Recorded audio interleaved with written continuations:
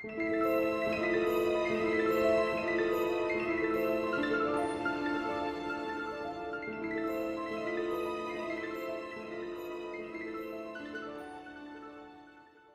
everyone, welcome to the Introspective Detective channel. My name is Alan Ray, and on this channel we explore life and the human experience through the lens of spirituality. In this video, we're going to examine the question, do positive affirmations really work?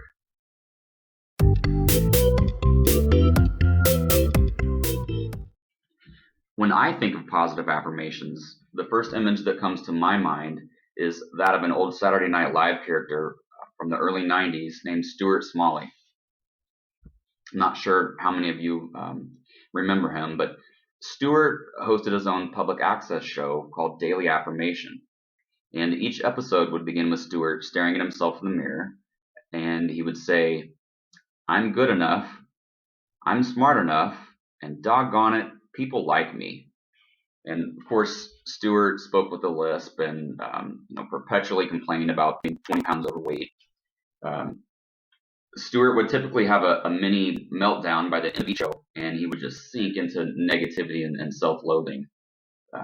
So obviously, the Stuart Smalley character was intended as parody, and while it was certainly amusing, what happens is we walk away, from this program and others with that narrative in mind. So what I mean by that is, in this instance, we learned from society and the world around us that this is what positive affirmations look like. This is how they're utilized, and these are the kind of people that use them. Prior to creating this video, I did a bit of research to see how others perceive the concept of positive affirmations. I just wanted to get a sense of that.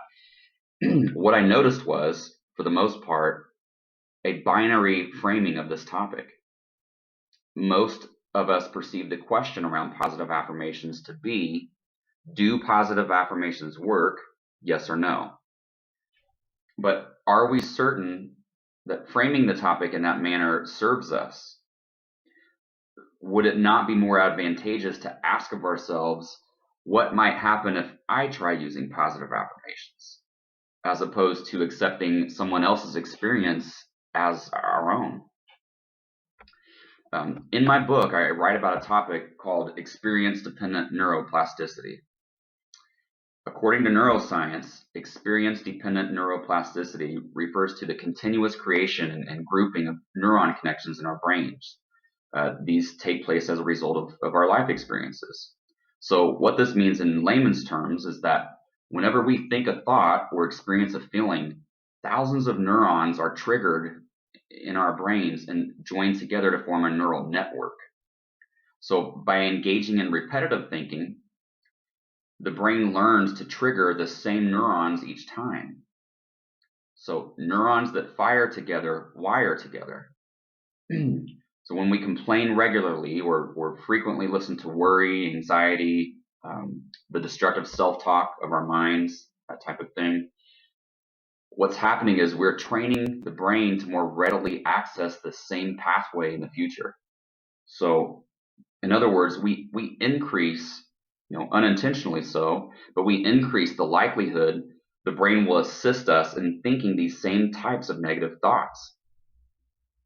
As a result, the mind is more likely to show us the bad in a situation than the good because of the conditioning we have applied to it.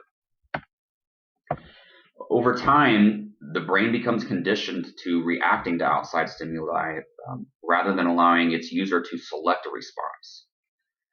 So in an almost robotic fashion, the mind runs auto responses to circumstance. It's just repeating the same default reactions from past experiences, and in the process, reliving past emotional pains. Now, by engaging reality through our reactive minds rather than our responsive minds, we emotionally marginalize ourselves. We give away our personal power, and the truth is we miss a myriad of moments that are there for us to allow us the opportunity to advance our consciousness, or level up. So how does all this tie back to positive affirmations? While this idea of neuroplasticity can have a negative end result. It can just as easily have a positive end result. And this is where positive affirmations can empower us and make a world of difference. So rather than stare in the mirror each morning and fill myself full of self-talk, as Stuart would, some of it true and some not, personally, I have found that utilizing positive affirmations in the moments when I need them to be the most effective strategy. So if I'm having an off day and I observe that my thoughts keep drifting back to negativity or resistance, I catch the thought and then just simply replace it. As an example, if I feel fear arising inside, then I'll go within in that moment and say something like, everything is okay. I'm always okay. Everything happens for a reason.